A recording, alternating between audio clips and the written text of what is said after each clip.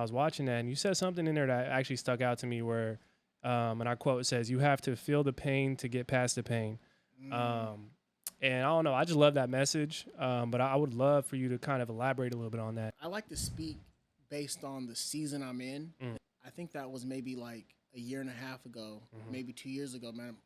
Two of my brothers passed away, and it was a chaotic time, bro. But I remember being in Texas at one of my half brothers, his funeral, and the pastor said something along the lines of, he shared a story. He talked about how he grew up on a farm, and he said, I used to pick up the the poo for the horses. He said, I remember my daddy used to tell me, he said, it's okay for it to get on you, right? It's okay for it's gonna get on your shoes, it's gonna get on your clothes. He said, but if that gets inside of you, it's all bad. And he said that's kind of like pain, right? He said it's okay to feel it. Yeah. Right? Yeah. It's okay to be around it. It's okay to grieve. He said, but don't let it get in you. Don't let it consume you. Don't let it overtake you. Yeah. And I was like, yo, like, I want to feel it. Yeah. But I can't go back to that young cat, high school cat, that allowed it to consume me. Yeah. It consumed me, and I was thinking about it, and it became a part of me. And who I am, like, I want to be inspiration, perseverance. And so those are the things I want to consume me. So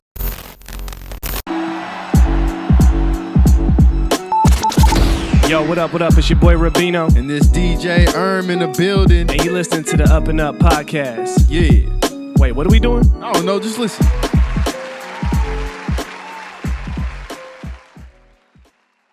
Yes. Welcome. What it do? Ladies and gentlemen, you're tuned into the UpNUp Podcast on the UpNUp Network. I'm your host, Rubino. And I'm DJ man. What's up, boss? How you doing? I'm good, man. I'm good. How are you? I'm good, bro. Yeah. You know how I'm feeling. Oh, yeah. How am I feeling? Blessed, man. Yes, sir. Yes, sir. Blessed, man. Yeah, man. We'll just leave it at that. I'm blessed, and I'm grateful for the moment. For those of you first-time listeners and, of course, the consistent listeners, welcome to the show. As I stated, this is the UpNUp Podcast. This is the podcast where we're focused on cultivating culture, right? Yeah. We do that by providing amazing stories of individuals, groups, movements. All that. All right. Okay, you ad-libbing today? Okay. Yeah, bro. I haven't done that in a while. I know, man. But, man, yeah, the hustlers, the shakers, those who are honestly breaking down barriers and paving ways and carving lanes, not only for all of us here, but for the next generation, right, coming from behind. Again, like I said, shout out to the consistent supporters, viewers, listeners. What do we call them up here? Family, right? Yeah. La familia, man. La familia. Shout out to y'all. We appreciate y'all. Keep the support coming. We're going to keep supporting y'all, right? Yes, sir. Cool, man. I'm feeling good. Shout out to the team. Shout out to the people in the building, right? Always got to make sure we recognize them. Yes, sir. Right? Or they get mad at me. Or maybe they get mad at me. I don't know. But, yeah, man, I'm feeling good. And like I said, man, what we're here to do is provide a space for people to speak power to their journeys, like I normally say we do. And today's guest, man, honestly, is someone who I would say is truly the definition of what it means to walk in your truth. Yeah. Right? And fully take ownership of your life story. Yes, sir. He's definitely a true culture cultivator who's keeping everything he's doing on the up and up. Right? To give a little more insight on the brother, he is the CEO and founder of nonprofit Push for Dreams, best-selling author, renowned speaker, leadership consultant, and mentorship advocate, and really just an overall force for change, right? Yeah. If you just want to kind of compile all of what I just said right there. Yep. And honestly, to go a little bit deeper, interesting enough, he earned his nickname PUSH, which stands for persevere until something happens. And that's exactly what looks like he's been on a mission to unlock, not only for all of us, but, for the many lives and minds he's been able to change and shift, right? Yeah. For a better tomorrow.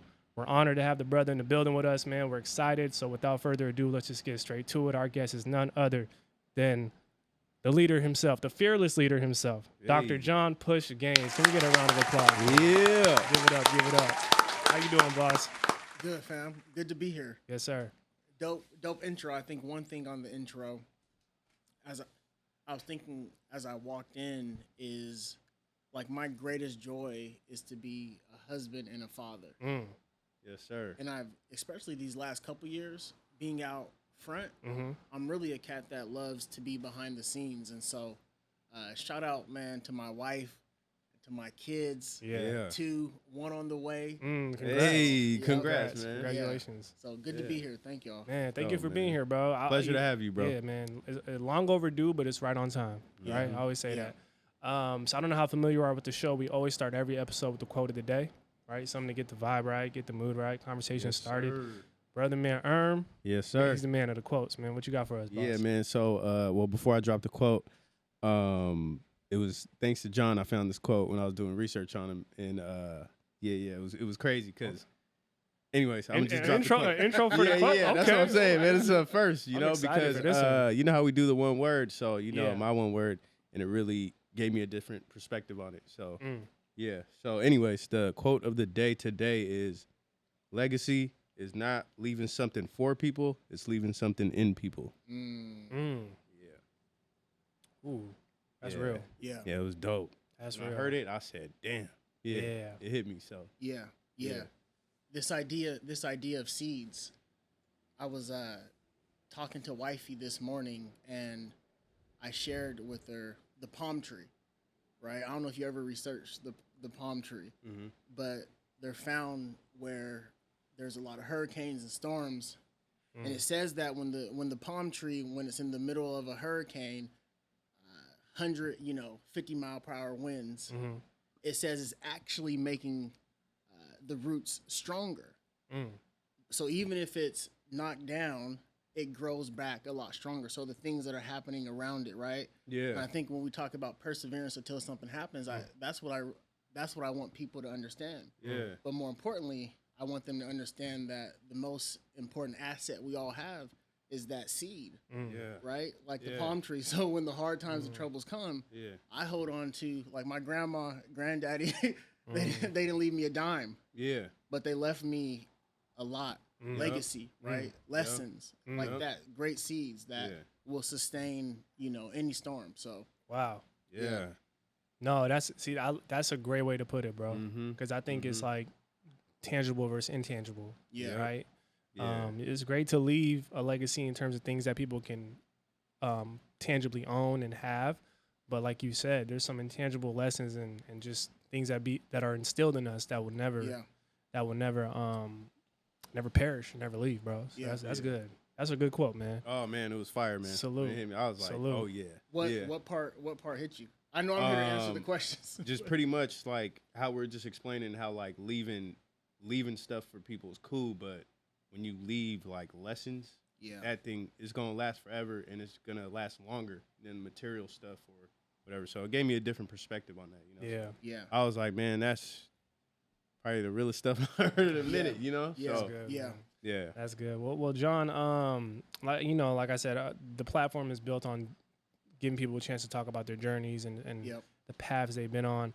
But before we kind of get into your journey, I am curious, just I touched on PUSH as an organization earlier in the intro, but from your perspective and viewpoint, like how would you describe kind of PUSH as like a brand, organization, and movement, and like what you guys are aiming to impact and affect, if you could? Yeah, so for me, PUSH, so I wear these PUSH bands. I'm going to make sure I get y'all some. Oh, yeah. So PUSH started as a text message to some of my guys. So like Avery Bradley, who played in the league, Abdul Gaddy, who played at UW. Shout out to them. Yeah. So some of those cats, like back in the day, we all went to high school together. After I graduated, I would text those cats like something inspirational, and then I'll say at the end, keep pushing. I heard this message from a pastor a long time ago when I was 19 years old. He just kept saying, keep pushing. He gave different acronyms for it. And I said, one day I'm going to do something with that. So I started with the text. And then one of my guys, there was like 6 of them on the chat, was like, yo, you really have to stop texting us every day, bro. Like, I get up at like 4. He's like, bro. So you're spamming them. He's like, we need something else. And so I talked to one of my guys. He's like, man, just make like a shirt. I'm like, you know what I'm saying? You get a couple wears out of the shirt. Yeah. So I was like, I'm going to make a push, like a band. That's when like the I Love Boobies and, Yep. you know what I'm saying? Yeah. Everyone, the Live Strong. Yep. So I was like, I'm about to make a band, and we just rock with it as a reminder, really, to some of my guys. And then they're like, let's do something, for the homeless population in Tacoma. I'm like, cool.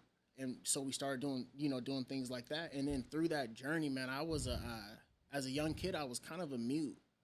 Had a speech impediment. So speaking was never something I could see myself doing, right? Damn, but through that, I found my voice, found my story, and was like, yo, I want to speak and inspire. So that's kind of how it started. That's crazy, man. Yeah. Wow. That's incredible, crazy. man. No, and that's why I ask those questions for people who we have up here, because it's like, you have one way in which you kind of generally describe things, and then it's like, I don't know, I just feel like the vantage point that you have just gives it a different look. So thanks for sharing that, bro. Yeah. That's dope. So I kind of want to take it back, just your upbringing, obviously where you're from growing up, Tacoma. So, just talk about that for a little bit. Man, so Tacoma, so there's a documentary right now. It's titled Since I've Been Down. And so I would encourage anyone that, especially from the Pacific Northwest, to watch that documentary. The opening scene is my cousin's car was shot like 50 times. So this is how close that documentary is to home, right? And so we all know, like, in the early 90s, it was the CD in Seattle and the Hilltop in Tacoma, right? And the Hilltop had some of the highest drug and crime rates in America, man. But a lot of the stuff that was happening in Tacoma, I was so close to it, close proximity, bro. Like, it was going on in my home too. So my father wasn't, in my life, and my mother used drugs. So even in the beginning, when I talk about this speech impediment, is because I was born with drugs in my system. So man, I was birthing it. And so just around the chaos, man, and just the day-to-day of it, I was talking to one of the OGs the other day, and he was like, man, he was like, like Hilltop Crips, he said they used to get put on in my basement. Wow. And he was, you know what I'm saying? He's a college degree, played college basketball. He's older than me. Yeah. But he was like really breaking it down. He's like, people don't know, because it's not something we talk about. Yeah. He was like, they don't know how close. I didn't even know that, and I know him as a mentor. Yeah. I didn't know how close I was to it. Yeah. Right? Because when you're in it, it's just like two different worlds. This is part of life. And so for me, like a couple years ago, and it was like, there's a documentary. It took me 4 days to watch this documentary. Because it brought up a lot of stuff, right? A lot of like trauma. Yeah. And I didn't know, like, my cousin's car. I remember going to my auntie's house. He was shot 6 times. He survived. But I remember going to my auntie's house and they're cleaning out the wounds. You know what I'm saying? So it's one thing for people to say, you need to watch it to see what Tacoma. I'm like, turn it on. I'm like, this is traumatizing. Yeah. Like, I remember 8-year-old boy going to go to auntie's house and she's cleaning out. You know what I'm saying? So for me, it was real. But I love where I'm from. It made me who I am. But that was my reality, man. And so when I was 7 years old, my mother passed away. And from that point on, I realized it's not really what happens to you, but it's about how you respond, right? Yeah. Because the one thing is true, we've all been through something in this life, right? Yeah. And we'll all go through more. That's just the reality of it. Most definitely. But even going back to that palm tree, like, it only makes us stronger. You know what I'm saying? So that was just the beginning stages. Of my life. Sure. Yeah. No. Thanks for sharing that, bro. Thanks for sharing. Especially about the documentary. That's interesting because I think it's a rare occasion to have something like that connect you. But I am curious, just kind of growing up, and I know your organization works with, the term they use is at-risk youth, right? Yeah. I just kind of wanted to get your thoughts. You growing up and kind of being in that environment, the term at-risk kind of can be like an outside looking in type of perspective, right? Saying, oh, that person's at risk. But do you feel like most kids, that obviously for them, that's their norm until someone points it out that, hey, this is a problem? Like for you, what was that like navigating? Like at what point did you realize like, oh, I need to kind of see this as not the norm and maybe try to transition out of that or look at something different? Yeah, that's a good question, man. I think about my grandfather, like, he was one of the first cats to tell me, he was like, when you start speaking, make sure you have a sweat towel, because I sweat a lot, right? Oh, that's where the towel come from. Okay. But I think about my grandfather, man, who taught me so many lessons. But one thing I learned from my grandfather, like, who you are in private is who you are, right? And so for me, just mentorship was key. But as I was mentored, even in that environment, when they said kids at risk, right? I had a mentor when I was young who was like a man of integrity. And he said, I don't believe in at-risk youth. Right now, you might see it on like the website because that's what funders, they want to see, right? As we go into the terminology that's used. But he said, you're a kid at Hope. And he was a retired police officer. And I used to go run these stairs in Tacoma, Stadium High School. So it's a stadium bowl. They have these stairs. I used to go run those stairs when I was 11 years old. It was in my outlet. And I met this cat who started this camp for kids at Hope. Yeah. And so there was a lot of cats. I mean, I just talked to one of my guys a couple weeks ago, 2-time felon. And we just were talking about the language. And we were reflecting back. I said, by the time we were in 4th and 5th grade, he was like, I already knew where I was headed. Right. And I'm like, he's like, but now he's out, kids. He's like, I want to give back. So I think the reality is a lot of kids had similar stories to me. I think it's grace, right? A little bit of luck, but really just like getting connected to the right mentors and then being receptive to it. Because we were talking and he was like, man, I remember they used to have people come in and they would say whatever. But there were things where I would just listen and sit back and was like, yo, there's actually more. You know what I'm saying? There's more than just this environment. I don't have to be a product of my environment. My environment is going to make me who I am, but I don't have to follow in the footsteps of what I see every single day. So mentorship really changed my life for sure. No, I just bring that up because I know how pivotal that period of time is growing up for kids, teens, and that whole thing. And so that's great. That's a great perspective, though. Yeah. Great way to look at it. So, like, going into, like, high school and, like, teenage years and stuff like that, what were, like, I guess some of your goals, some of the stuff you're, like, looking forward to, like, kind of, like, pursuing? Yeah. Look, could I be real? Like, oh, yeah. This is the platform to be real. I know, especially, like, black man and mental health. Yeah. Right? So, in high school, man, I had severe depression. And so we talk about goals. I think, especially as a young black athlete from the Hill, there's 5 spots on the basketball team, 11 on the football team. So from jump, I was taught to compete with my brothers, right? Yep. And so based on my own life circumstance, I'm like, yo, I'm trying to get one of these spots. And it was what I saw, right? It was I'm trying to get to the league. Yep. Trying to be, you know what I'm saying? Yeah. And so for me, by the time I got to high school, like I couldn't read going into my freshman year. My brother put me into a private school. So I was for me, it was a culture shock. Yeah. Right. I remember being more afraid, like walking down the halls of this private school than I was 12 midnight on the hilltop. Yeah. You know what I'm saying? Yeah. And so for me, I'm kind of going through all these things and I never share my story. I didn't share my story for the first time until I was 22 years old. Right. So no one knew because I didn't want people to feel bad for me or feel sorry. Like, you know what I'm saying? Like you didn't want to kind of burden people. Like I'm gonna prove my dad wrong. Like I'm using all this stuff as motivation. Yeah. But because of that, by the time I was a senior, like captain of the football team, captain of the basketball team, captain of the track team, and it was one of the first times I realized like this isn't normal. Someone was talking just about the Mamba mentality and how it's good in phases, but this not sustainable. Like you can't have the Mamba mentality. Like you need because people. If you don't really know like Kobe's story, they just take Mamba mentality. I'm a grind, go, prove, and that's not what he meant. Yeah, right. He was a family man. You know what I'm saying? Yeah, he's focused. Yeah, right. And so for me, it's like, yo, I realize like this isn't healthy. This isn't normal, and that's when I realized I've been having depression, man. And so high school was difficult, man. It was a time I look back on, and I'm grateful for it.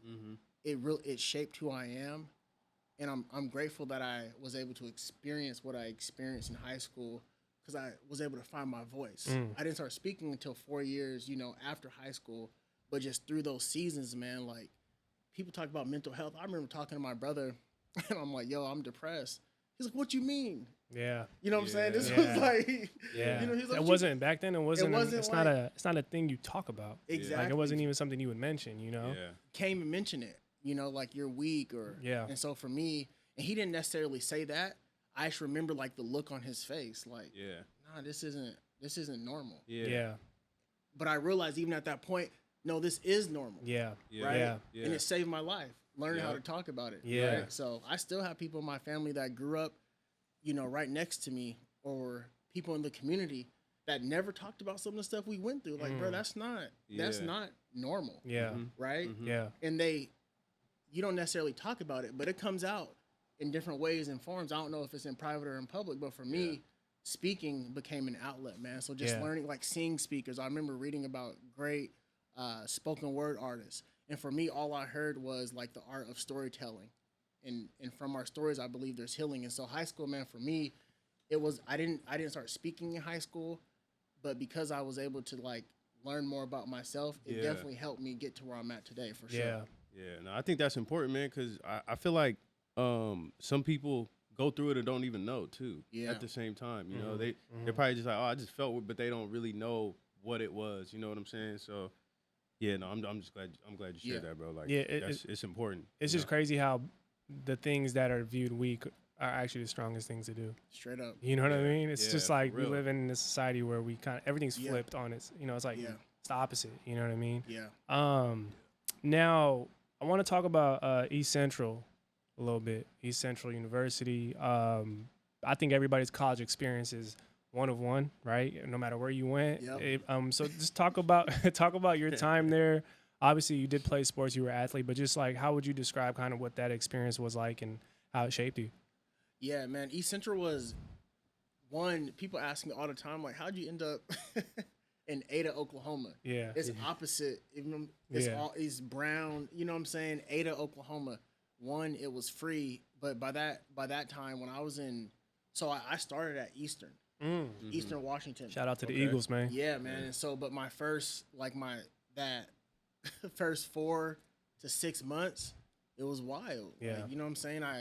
I was trying to fit in with the crowd, so I knew I had to bounce. And so I'm like, yo, I need to go. So whoever, basically, it came to the point, whoever's offering scholarships, right? Yep. And so that was one visit I went on, and they gave me an opportunity, bro. And it was a great experience, man. I just met with my college coach, who has since retired. He was up in this area, and I'm like, he talked to me about stuff that I never heard from a man, like how to be a great husband and a great father. It wasn't just the X's and O's. My senior year, we won a championship. Yeah. But it wasn't just the X's and O's. And I sat down with this man, and I was like, yo, thank you. Yeah. You know what I'm saying? Thank you. Yeah. And that experiences like that was what allowed me to find find my own voice. And so even my senior year, that was the first time I shared my story, man. And so didn't go to parties, 4.0 student, literally changed my life based on, again, thinking about mentorships. I just talked to a couple of my guys. We were tight in college, and one of them works with USC. Okay. Executive with USC. Other one is the cornerback coach for the Cincinnati Bengals. And us three, we just always rocked, and we talked about vision. We talked about things, and the cats that didn't do that, it's crazy. Like looking back 10, 15, you know what I'm saying? They're still doing the same stuff. Yeah. So I talk to these cats all the time, like, yo, those conversations were some of the most important conversations before podcasts. Yeah. We used to chop it up in the dorm room, you know what I'm saying? Yeah. And it changed my life, real talk. No, that's important, man. Yeah. It's crazy because you always hear that. Like, college is where you do meet some of those lifelong friends or lifelong connections, even if you're not going to see each other forever, but those connections that you make, you know what I mean, are cemented and can kind of determine your trajectory, you know what I mean? Yeah. Outside of just academics and all the things you accomplish. Yeah. So that's a great message, bro. But what was it like playing ball there, though, too? You said you guys won a championship. Like, what's that like, balancing being focused on sports, but also knowing that, hey, maybe there's more for me out there? Yeah. What's that like? So my junior year, because we had an identical team my junior year, senior year. Junior year, we went 0-11. we didn't win any games, right? So we get to my senior year, I was captain of the football team. I play running back. Okay. I play running back in college, and so captain of the football team, I'm like, yo, something has to change. And so we started winning games, but my whole career, bro, like my junior year, tore my meniscus. Senior year, third game, was playing extremely well, running fast. I was training with some of my cats. One of my guys played with the Niners, so I come home. I was like, yo, I'm about to have All-American season my senior year, and I'm still trying to get to that next level. Yeah. Third game, dislocated my hip. And so for me, it forced me to, like, find my purpose, and I realized my purpose wasn't attached to football, right? I know you guys had Doug on here. We just worked with Doug and Cliff at the Champions of Change. Oh, yeah. Right? Shout out to them, man. We partnered, so shout out to them, the work they're doing. We partner with them. But the dopest thing about those cats, like when I talk to Cliff or Averill, like these cats, their purpose was never football. They play football because they're gifted athletes, but it was never their purpose. They were always thinking beyond. Like, you know what I'm saying? I'm created for more. And that's why you see these cats thriving. And then you see some cats who retire and don't thrive. And I think it's the same thing, you know what I'm saying, in college, right? And so for me, getting hurt was a blessing in disguise because I was so locked in on football. Like, this is my purpose. This is why I was created. But when I got hurt, I'm like, what else am I going to do? And it forced me to inspire in a different kind of way, right? How am I going to inspire the kids that are looking up to me? I'm like, yo, I just want to share we all have a story. We've all been through something. And so if I could just share my story with the hope of sharing some hope and plant those seeds, leave true legacy, you know, that's my part. It was never about money, never about the stage. Wasn't thinking nonprofit, wasn't thinking books. Wasn't thinking consultant. It was like, yo, I just want to share my story. Thinking about the OGs that, you know what I'm saying, share it with me. So it usually starts with that. That just very basic, simple why. It starts there. Like you say, you can't foresee what's going to come from that, but it does start with the why, and seems like you found that at that point. Yeah, definitely, man. So I guess getting into the transition out of college, what was that kind of like for you after leaving college?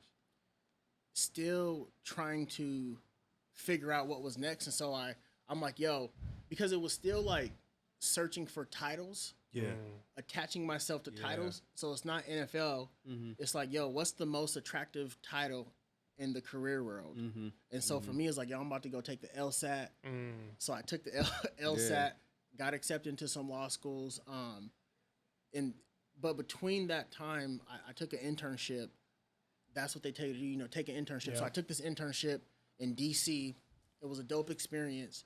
Had a talk with one of my mentors. And the reason why I talk about mentorship a lot, my dissertation for my doctor, I researched mentorship and just mentors and their lived experiences, right? And so it's something I really value because I just thought about my life. And I believe every person, you move from good to great, right? We're all one mentor away, right? That's really what I believe. And so for me, because I didn't have my parents, and I had to seek out mentorship. So that's why I talk about mentorship a lot, man. And so, like, we just closed on a deal, right? Real estate. I'm calling, like, before I do anything, right? That's it for me. So, so this story's gonna make a lot of sense. Go to DC, sign this contract. It was like $48,000. That was a lot of money in like 2011. Right. For an internship. For sure. That was a good Most amount of money. internships aren't paid. Not honestly. paid, right? That was a good amount of money. And so Yeah. I signed this contract, and then called my mentor. I said, something doesn't feel right. You know, I'm here at Capitol Hill, Washington, D.C. This internship before I go to law school. I was like, something just doesn't feel right. And he said, once you find your place, you'll find your purpose. And he said, you have to like pray about it. You have to kind of figure it out yourself. But you gotta find your place. And then you'll find your purpose, man. And that night I had a dream that I was in Tacoma speaking to young people. So I go to this guy, and mind you, he selected me out of like 300 people from my college for this internship. So I go to this guy based on a conversation with my mentor and said, this isn't the right opportunity for me. And he was like, what? Like, you know what I'm saying? Like, we invested. That's conviction right there. They had an apartment, bruh, an apartment on Capitol Hill at that time was crazy. It was like $1,800 just for one room. So I had my 2-bedroom apartment, similar to this kind of setup, you know what I'm saying, in Capitol Hill. And I said, this isn't for me. Flew back home the next day. But from that point on, I'm like, yo, mentorship is valuable. And I have to stay true to my convictions. So even with that, but it wasn't like I'm about to go be this dope speaker. I still didn't have a purpose. I knew I would find it being back home. I was like, yo, I got this business degree. I'm gonna go get my master's, and then I'm gonna work at Microsoft or Boeing. Right? Those are one of the two. Like at that time, if you have a business degree, go apply, or engineering. Go apply to one of these spaces, man. So I applied at the Boeing company, got hired there, and then worked there for 6.5 years. But while I was working there, I started speaking to like some of the groups, just kind of like, you know what I'm saying? Just we have these they had these funds where they would give to the community, and they wanted someone to come and speak and talk about the importance of giving back to the community. And I was reading over some of like the stories and what they have, you know, given money to over the years, and I came across this story. It was like in 1999, we bought a van for the Al Davies Boys and Girls Club, and I was shook. I'm like, yo, like, this is the same van these people bought in 1999 when I was in middle school playing Pee Wee League football. This same van, you know, would pick us up and drop us off. So I was like, it changed my life. I'm like, man, this is how words are so powerful, right? The great Maya Angelou said, words become things, right? And so for me, at that time, I'm like, yo, my words are powerful. So in that, I knew Boeing wouldn't be forever. I was like, man, I want to inspire people. That's what's up, bro. No, that's powerful, bro, because I think what I'm getting from that is you're always where you need to be, right? Even if you're not where you want to be, right? So because we talk about this a lot. There's a lot of people who may be in certain situations professionally that may not be kind of what they want it to be, the end all be all. But while you're there, you can't limit yourself. You can still find ways to exercise other things at the same time. So that's what it seemed like you were doing, right? In terms of, you were obviously working at Boeing, but you were still finding ways to still take those steps to get closer to the PUSH organization and the platform, right? Straight up, yeah. And it's something that I have a call every Friday with two of my guys, and we answer 3 questions.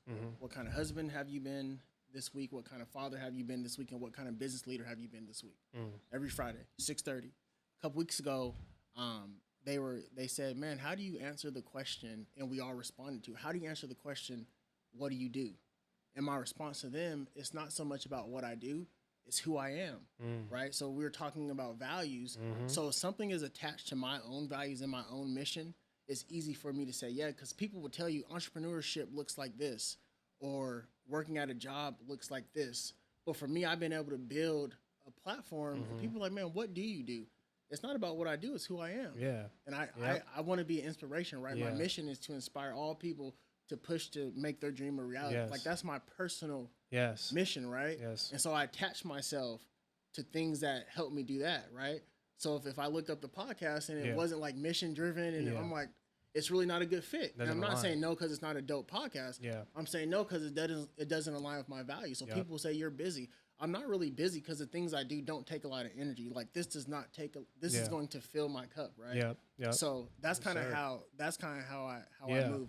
And Boeing wasn't attached. It wasn't mission work for me, right? So I remember calling some of my mentors, and sometimes I agree with them, sometimes I don't. I remember calling one of my mentors. I said, yo, I'm about to quit this job. What you gonna do? I'm gonna speak to students. Like, what? At that time, like, people didn't realize like you can make money, right? But for me, I'm like, I want to make an impact. And I'll never forget. He said, "You're crazy." They always say that. They always say that about the ones who know what they want to do. He said, "You're crazy. You're about to quit what and do what?" Like a month before that, Boeing, and it's not funny. Shout out to Boeing if anyone catches this. But they sent me to New York to ring the opening bell, like on national TV. Oh, wow. Flew me out, 5-star hotel. That's dope. $200 steaks. And I'm like, yo, I'm leaving. It was all bad, but it was all good. But I'm like, man, I already know that it's like, man, we're trying to build this guy up. Damn, that's great. That's great. Nah, you know what's interesting though is you have I just see a trend right throughout your life of really leaning into kind of your belief in yourself, right? With uncertainty. Like, I think that's the thing about whether it's entrepreneurship or just trying to start something of your own. Like, there's going to be uncertainty. So when you say, hey, I want to go speak, and they're like, you're crazy. And you're like, you're only saying I'm crazy because it's not like paved yet, you know? But I am curious, what was it like kind of legitimately starting the organization PUSH? Like, how did that start? Like, what were some things you learned early on that you can look back on? Yeah, so I have PUSH Inspiration is the LLC. And so that's how PUSH started, right? And it was me, like, I was like, yo, I remember Facebook. It was like the only platform. So I put on Facebook, I'm like, hey, I'm a motivational speaker. And then someone from like Todd Beamer. So you know Todd Beamer is a large high school. Yep. So they said, that's dope. Like our speaker just canceled for the MLK assembly. But think about the story, right? Like I was afraid to speak, but I knew it's something I wanted to do. So I remember like, I looked at the messages because I still have them. I looked at them like a year ago and I was laughing because I was doing everything to get out of it. I didn't have nothing to do. I was like, yo, I'm busy. Like, I don't think I have time. He's like, it's only 5 minutes. I'm like, 5 minutes? That's crazy. Damn. But I showed up to this school and it just was a dope experience seeing really the young people inspired, you know, tears in their eyes, just moved, right? By what I had to share, right? What moved me moved them, right? And so for me, that's how the organization started. Fast forward a few years, I had some experience at the Boys and Girls Club, just kind of working in the nonprofit sector. It was never like I want to start a nonprofit. I spoke at a Boys and Girls Club gala, and there's funders there. Like some worth 100 million, like these family foundations. And one of the family foundations pulled me to the side and said, yo, like, we give money to organizations with missions like the mission that you have for yourself. So they said, you need to start a nonprofit. Like a nonprofit, that just sounds like a headache. So that was a conversation I had. So I started Push Inspiration like 2012. 2015, spoke at this event. 2016, started the nonprofit. But I didn't go get the status, like my 501c3 status for another 3 years.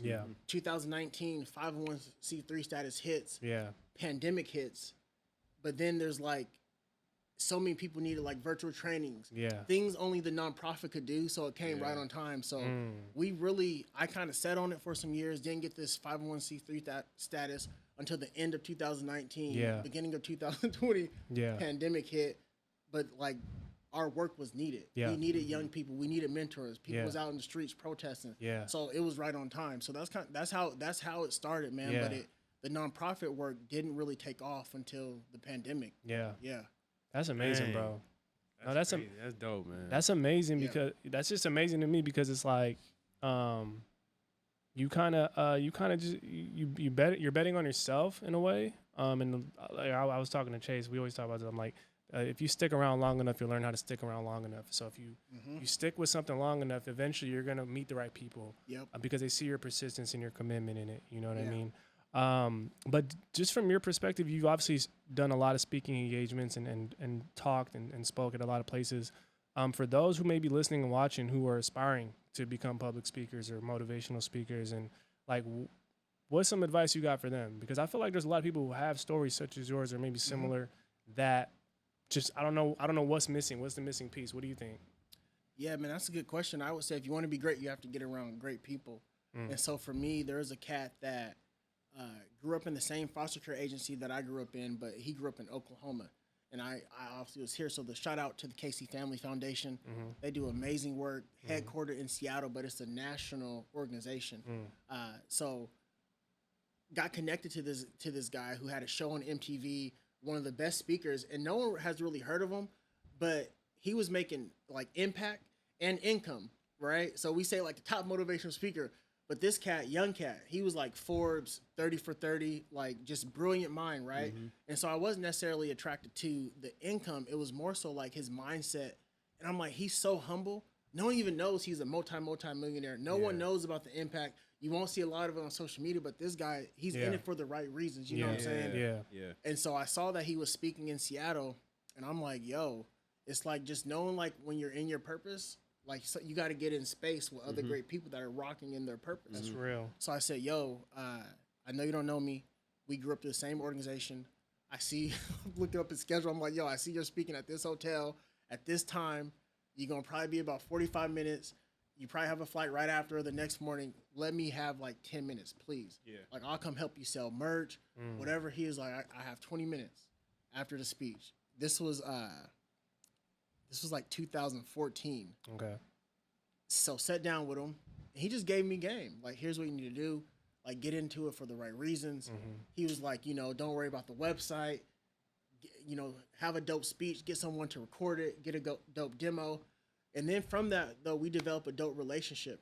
He's also founded one of the like dopest and largest agencies that markets speakers. And so based on that conversation, and it's like application, I have some dope speakers. Like one of them texted me just a couple days ago. Yeah. Like really dope speakers, some of the best in the world. One of my guys texted me, he said, "Who's your top 5?" And he's in my top 5. I'm like, bro, you're one of the best out of Atlanta. Wow. And I remember him, shout out to my guy, I won't even say his name, but he applied to be in the agency and got declined. The reason why I share that is because when they called me, I didn't have to fill out application. I did the work in private. He knew I was in it for the right reasons. Yeah. So they called me. It was like, yo, my man said he's been watching you. Yeah. And now's the time. You want to join the agency. And they don't accept all the applications. I was like, what's up with the app? It's like, nah, we still got to see your books. Yeah, we got to make sure you're making some money. Yeah, right? Yeah, for sure. And then send us, because it's easy to post the highlights. They said, send us an uncut, raw, 45-minute speech. They said, but you're good, but we just got to make sure, like, you're doing some marketing yourself. You're making some money, some impact, like it's real. And we have to see the uncut, not the Instagram 3-minute, because everyone looks dope, right?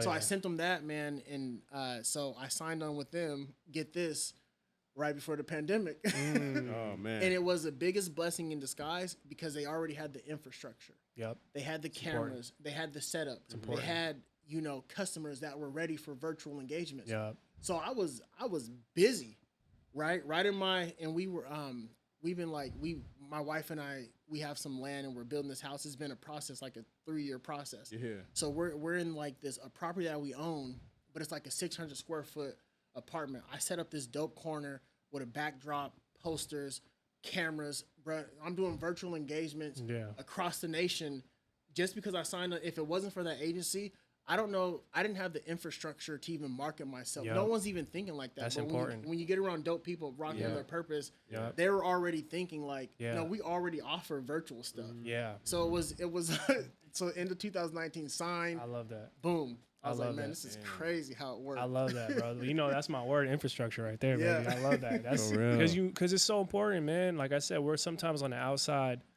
making magic happen. Yeah. But we don't have the infrastructure to facilitate and kind of help us just become better and get better without having to worry about a lot of other things. Yeah. So that's important. That's a great message, though, because I know they're out there, man. There's a lot of people who want to speak power to their journeys, and you got to get around the right people. Yeah. That's good. For real. So, how do you prepare for like a speaking event? Like, do you have like a process you go through, or is it kind of different based on each event, or Yeah, it's different for sure. I went from, I think, man, y'all gonna get used to me saying mentorship. It's really I'm gonna have a counter right here. Right? Talking to some of the greatest in the world, right? Yeah. And being in the room. So I was on this Zoom, like this private Zoom with Eric Thomas, the hip hop preacher. Yeah, I'm familiar. This was like a few months ago. He's the #1 motivational guy in the world. And hearing like how he prepares and how some of the greats prepare, I'm like, okay, it's similar, right? And that's what it is. So I tell people all the time, it's like one speech for me is like an 8-hour workday. Yeah. Because there's so much prep that goes into it. So for me, like wifey knows this. I like to have my space, my time. Yeah. Because you can always tell the cats that prepare and the ones that don't prepare. Some of them, I know gifted speakers that don't have to prepare and they won't. Yeah. But they're never going to excel and elevate. And there's times I'm not gonna hold you. Like there's times where I just show up like, yo, I'm gonna just speak, you know, from the heart. Yeah. But even when I talk to young cats, I'm like, yo, like write stuff down, take notes, research, right? Yeah. Because you want to really help people. Like you have to give them something. So for me, man, I think so. This last week, over the Saturday, Sunday, I spoke 3 times, right? And so prior to that, how that week looks is me like spending a lot of time in coffee shops, right? Just going through my iPad. And then there's some speeches where it's very similar. It's because I have different audiences. So I know like in July, I'll be gone like 6 times. But I know the audiences are mostly like youth that have experienced foster care. So the content will be similar.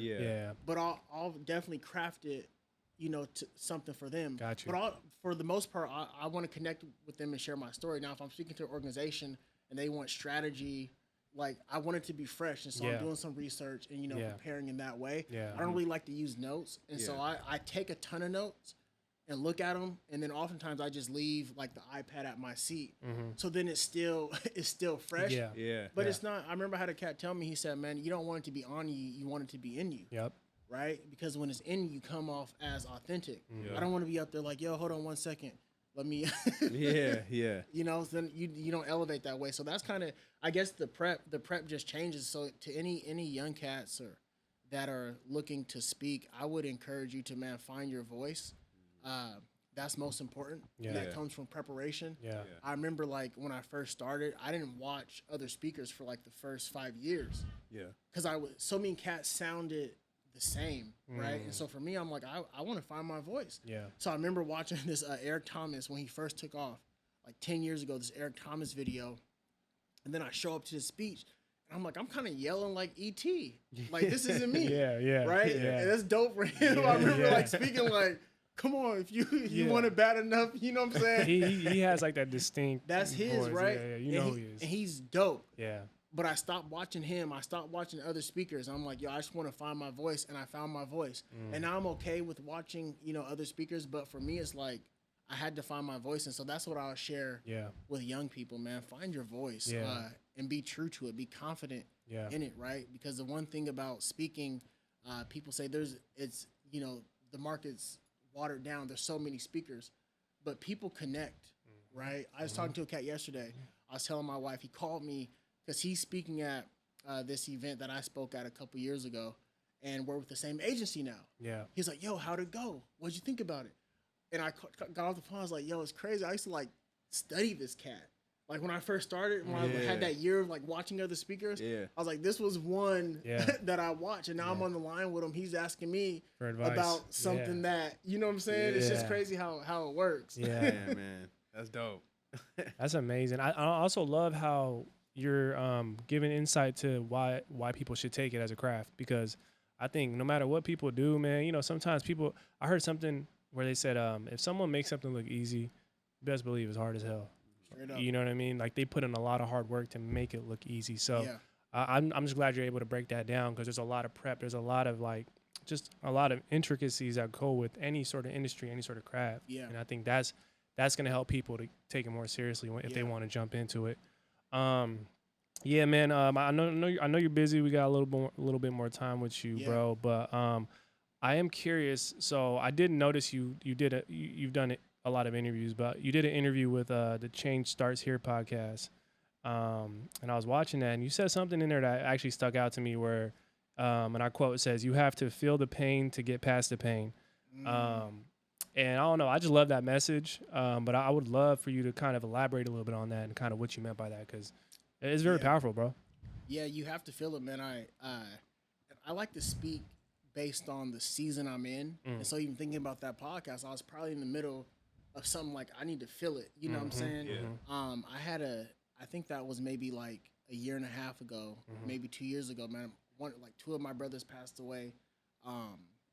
Just like thinking about that time, and it was a chaotic time, bro. But I remember being in Texas at one of my half brothers, his funeral, and the pastor said something along the lines of, he shared a story, and he said he talked about how he grew up on a farm, and he said, I used to pick up the the poo for the horses. And he said, I remember my daddy used to tell me, he said, it's okay for it to get on you, right? It's okay it's gonna get on your shoes, it's gonna get on your clothes. He said, but if that gets inside of you, it's all bad. And he said that's kind of like pain, right? He said it's okay to feel it. Right? It's okay to be around it. It's okay to grieve. He said, but don't let it get in you. Don't let it consume you. Don't let it overtake you. And so I think I was feeling some of that right there. And I was like, yo, like I want to feel it. But I can't go back to that young cat, high school cat that allowed it to consume me. Thinking too much about the past and thinking too much about the pain. And then it consumed me, and I was thinking about it, and it became a part of me. Right? And who I am, like I want to be inspiration, perseverance. And so those are the things I want to consume me. So that's probably where that came from. No, that's powerful, bro. That's a great way to look at it. That is, man. It kind of reminds me of like some ways that like a lot of people tell people to get over something, Mm-hmm. they don't really tell people to like go through something. Yeah. You know what I'm saying? Yeah. Like in a way Yeah. where it's like you kind of get over it. Well, on the flip side of what you're talking about, it's kind of like they kind of deflect it and it kind of hits them later or something. But a lot of times, sometimes we just gotta, like you said, we gotta feel it a little bit, and then that's how we could kind of like push through it. You know what I mean? Yeah, So, straight up. Yeah. You got to use the pain. Yeah. Don't let it use you. You know what I mean? Yeah. That's real, bro. Yeah, no, that definitely stuck out to me. A couple more things. Obviously, you're an author. Yeah. And you had a book that you released. It was like a book and journal called 30 Days on Purpose. Yep. Yeah.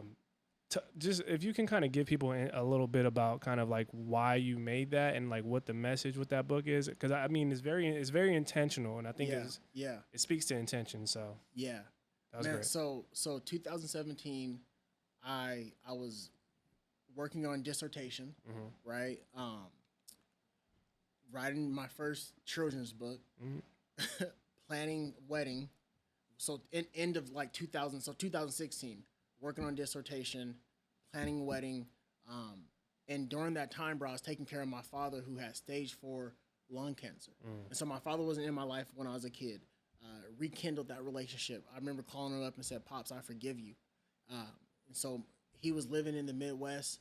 I bought this property back home, a duplex, and said, "Man, it's time for you to move back home." And so my father had become my best friend for 5 years. And I'm like, yo, I really just want to learn from him. Still, there's still things he could teach me. Yeah. But also I want I want my kids one day to have a grandpa, right? And so, yeah, man. So my father was diagnosed stage 4 lung cancer. And it was a hard time. I think oftentimes if anyone has been close proximity to someone that is struggling with some type of disease that's taken, especially when it's terminal, right? He was dying, and I was his main care provider. Yeah. And I didn't realize how hard that hit me until after he passed. Like, yo, because the person that's closest, they don't really get time to grieve. Yeah. But for me during that time, bro, it was like, yo, I really have to. I was speaking a ton. I wasn't with the agency yet, but I was just speaking on my own. So I was handling a lot of like administrative stuff. My fiance at the time was helping with a lot of the administrative stuff.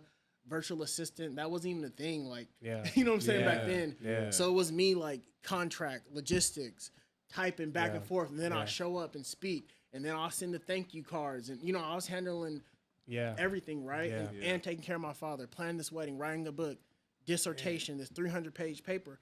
And I'm like, yo, if I don't do something like that will help me stay on task, like help me create good habits in this season, it's going to kill me. And so I started journaling, man. And so the 30 days on purpose, it was really like, I can't even think 30 days into the future. I'm just trying to get through today. But I realized if you could do something for one day, you could do it for 2 days. You could do it for 2 days. Eventually those 2 days turn to 4 days. It compounds. Right? And I'm like, yo, so then I'll wake up like, yo, let me just journal. Like, let me focus on solution. I believe what we focus on expands, right? Facts. So I was like, what am I grateful for today? In the midst of it all, what am I grateful for today? And so I'm like, let me just do this for 30 days. And I remember doing it for 30 days straight. And I was like, yo, I'm still able to operate in my purpose. So that's really how it was birthed. But after my father passed, he passed a day after my birthday. And so this is September. And so if you speak to young people and you speak in schools, the end of August and September are like the busiest months, right? For sure. Yep. And I realized, and so I was able to rebuild my business in that season because I'm like, yo, there's no break. I can't call in sick. There's no backup. Pops passed on the 5th. It's like that. It's like the holiday weekend. And then that next day, it's assemblies. Yep. I remember being backstage. And mind you, we got married. We buried him. So I'm planning this memorial and a wedding. So we buried my pops September 20th, and I got married September 23rd. Wow. Dissertation due. I was set to graduate December. So wow. Dissertation due. Right. So I'm like, yo, if I don't journal, it will literally kill me. Right. Keep you and present. So for me, it took me. So that journal was done in 2017. I didn't release it until last year because it was such an intimate process for me. Yeah. But one thing about me, like what I share with every audience, I don't talk at people, right? I just share with them like, yo, I'm really just talking to myself. I'm letting you inside an internal conversation I'm having with myself. So we talk about like preparation. Yeah. It's like what's fresh to me in this moment. Yeah. So something that's fresh to me in this season in life, like who you are in private is who you are. That's real. So that's what my audiences are going to get, because that's what I'm speaking to myself. Like, no, like, how are your conversations in private? Do people feel comfortable calling you to gossip? Like, how are you treating your wife? How are you treating your kids in private? Because how you win in private is going to be how you win in public. I can always tell how a person is in private by how they are in public, right? You see these public failures. You see someone just losing in public. Like, bro, I can only imagine how that person is in private. So in this season for me, it's like, yo, I'm really striving for excellence in private, because that's what matters most, right? Come on, People talk about closest it. to me, right? Talk about it. And so for me, man, that's why it took me so long to even release. I have content for days, but it's all connected and intimate to me, right? And so that's why it's like, when the season's right. So it took me some years, but I released it, man, and it took off. So, No, I just love that you're able to create things with intention. You know what I mean? And like you said, a lot of times, a lot of things people create are for themselves to begin with. It just so happens that you realize that maybe others can utilize it. So that's dope, man. That's dope. I still got to get it. But I just I'm gonna get y'all a package. Okay. Straight up. See, that was my way of asking. Right? Yeah, I'm gonna get y'all a package. Just send me the sizes, hoodies. We got it all. Yeah. Nah, I know we talk about timing. I seen the journal, and I was just like, I need that right now. You know what I mean? I was like, damn. Yeah, nah. And I hate journaling too. I hate like writing. But it really saved my life. Real talk. It saved my life. And I didn't realize when the pandemic hit and when I sat down, I thought about that season talking to my therapist, and she said something about my dad, and I started crying. She's like, where are those coming from? I'm like, I don't know. I didn't even cry at his memorial. I didn't have time to grieve, because it's like you bury him and then you're doing the eulogy. You're the best speaker here. So now you have to speak, right? And so when I'm like, man, if I wasn't able, because I couldn't express my emotion because everyone was coming to me. Like, I feel bad about it. You're the go-to. You know what I'm saying? So when I journal, and when she said that 2020 hit, she brought up my pops. I started crying. She's like, where those come from? I'm like, I don't know. I was like, I kind of got them out in the journaling, and I think that saved my life. So I was able to release some of it. But during those conversations, like that 8 weeks wherever I met with her, it was like, yo, this is insane. Here I am as the person that is, self-care, and realize I didn't even do it, myself. So. No, that's a message, because I do believe, and this is a message for anybody out there. If you're someone's go-to, or if you are the go-to, you got to understand you need a go-to. And sometimes it can be in the form of a journal, right? It can be in the form of spirituality, whatever it works. But you should be aware that you also need that. You know what I mean? So that's good. That's a good message for sure. All right, man. Well, bro, we could talk with you all day, bro. Man. Like for days, for sure. I mean, you got a lot of gems and wisdom, and you've been dropping them. I am curious. We always ask all our guests this question. I'm just curious, like, what excites you for the future? Like, what are some things that you got coming down the pipeline? It could be near or even down the line, far down the line, whatever the case is. But what are you looking forward to? What should people be looking forward to? Yeah, man, there's a lot, man. I think in this season, I've been grateful for some of the conversations I'm having in private, like with some of our leaders, because I feel like I'm in a season of influence where I could be, walking early morning and might run into like a local politician, or I get a call from one of the professional athletes. So I'm like, in this season, I feel like people that have influence are calling me. So I'm grateful for that. And I feel like it's an important season, because our leaders need someone, right? I have people that I talk to, but I think, man, I'm grateful for some of those conversations that will never end up on social media. You know what I'm saying? They won't be in a book. I'm really, because that's how, if we talk about winning in private, I know something good will come from it, right? Public success will come from it. So I'm grateful for that, bro. Grateful, have my wifey's pregnant, so another kid coming. And then, man, just really, like, we talk about infrastructure. Building a dope infrastructure that allows me to be home. I don't want to be the busiest speaker. I want to be the most impactful, right? That makes sense. And so just grateful that I'm building an infrastructure that allows me to speak a few times a month, travel like a couple day trips, but really like build dope things at home that mean a lot to me. So no, man, that's what's up, man. We're looking forward to it, bro. Yeah, for sure, man. I'm excited, man. And you know, I always say like a lot of times we're just getting started, and sometimes we live in a world or society now. I feel like everything's accelerated, so you can get a lot done in like window of 5 years, whatever, 10 years. Straight but it's like, yo, that might just be chapter 1, bro. You know what I'm saying? So you know what I mean? Yeah. Definitely excited for what's to come. So before we get you out of here, we always ask our guests this question. So if you can, my brother, what's one word to describe what keeps you on the up and up and why? Faith. Faith. My granddaddy was a preacher for 50 years.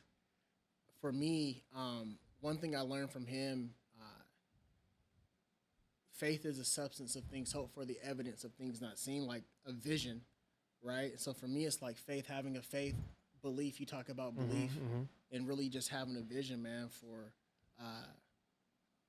not just for my life, but for my family and for my community. So I'll say like faith, belief. I use those 2 words on a daily basis for sure. I love that. Dope. Yeah. That's good, man. That's powerful stuff, bro. Yeah. That's powerful, man. Yeah. Real. Yeah, man, like I said, this has been uplifting, bro, and inspiring, energizing for sure. And I know for sure if you've been viewing or listening, if you're not inspired, man, what I always tell them, go run it back. Run it back. You know what I mean? You might have missed it on the first track. Run it back, man. But John, man, we just want to thank you again for being here, bro, for the work you do, will continue to do. You know, we wish you much success moving forward. Always, man. Thank you. And you know you got support with us here at the UpNUp always, bro. Always, man. Always, man. Always, bro. Appreciate y'all. Yeah, man. So I think it's safe to say, man, with that being said, Dr. John PUSH Gaines and the whole PUSH organization, movement, brand are officially members of the UpNUp. Can we get a round of applause, man? Give it up. Give it up.